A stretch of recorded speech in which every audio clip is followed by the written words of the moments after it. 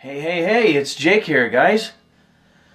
So it's about time I get another winemaking video on the go, homemade wine.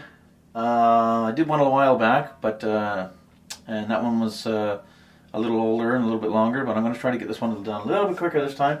So what I've got here, today I'm going to be setting up some cranberry wine.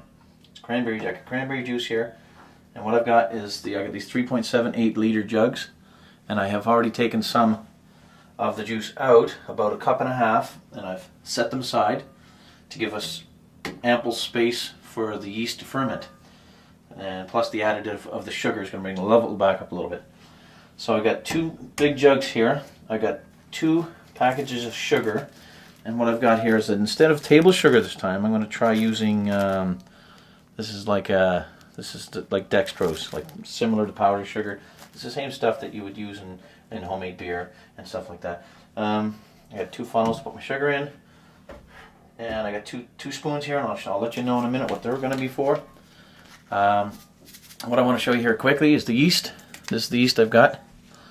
I picked up. This is called Lalvin yeast, and I don't know where this is available. I don't know if it's available in your area, but that's the name of it. Sorry that it's backwards. I can just read it to you. As you can see there, it says, it's kind of backwards, but it says for 4.5 to 23 liters. So you can use it as low as 4.5 liters. All right. And it is an active dry yeast. It says on the back there.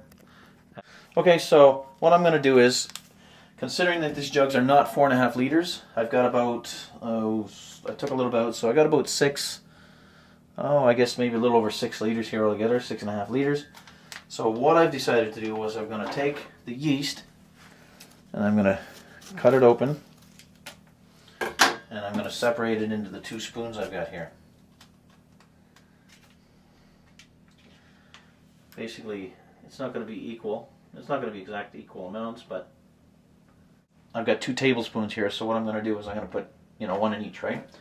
So let's get to this as quickly as we can. We've got the funnels here. We're going to put the sugar in. Let's hope we don't make a mess. I'm trying to do it quickly. Just try to show you what I'm doing here without... Alright guys, so now I've got my sugar added. I think it was about a cup of sugar, roughly a cup. I don't go to extremes to make, to get the exact measurements, but I mean it'll be close, right? It's roughly a cup of sugar. I think about 170 grams or something like that. Okay, funnels are done. Okay, so that didn't bring the level up too much. Still lots of space in there for fermenting. So now what we'll do is throw the lids back on. And you can see the sugar in the bottom. Just give it a goddamn good shake, Just shake the shit out of it. Excuse my language. Okay. Alright. Okay. Now that I've got the wine or the juice shook up really well, give it a good shake, what we'll do is we'll take the yeast. Very careful. Here's the yeast. Here, you want a tablespoon of yeast? There's the yeast. We'll just take that and we'll add it to each jug. I spilt a tiny bit of yeast, but that's alright. That won't be a big disaster.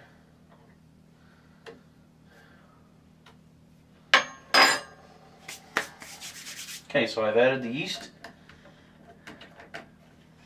This, of course, will be the final step to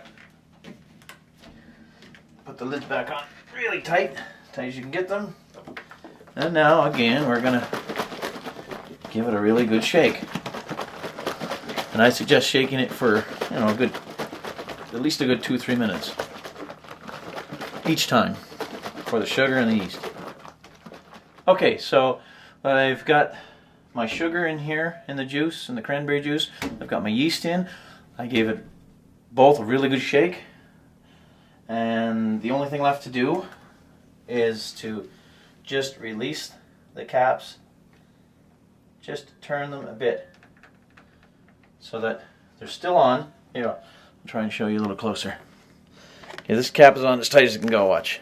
So, just release it. There. Just a little bit. Just so the cap stays on, but there's still some air to release. Now, in the next 12 hours, it's going to start fermenting like crazy. It may spit and sputter a little bit. That's why I put down an old dish towel, just an old towel. But that's it. That's how you make. Again, that's how you make the homemade wine. This is homemade cranberry wine. And one more thing I need to add is these two juices here. There's no preservatives on them. So that way it should be safe. There should be no problems with any contamination of the yeast or offset the yeast or anything like that. Basically, so they're going to sit in the jugs for about, I suppose, 14 days, I guess. And then at that point, I will transfer them.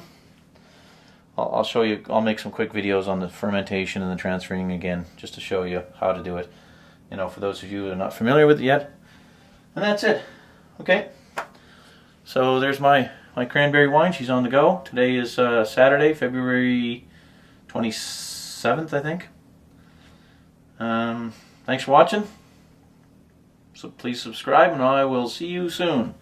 Cheers. Take care.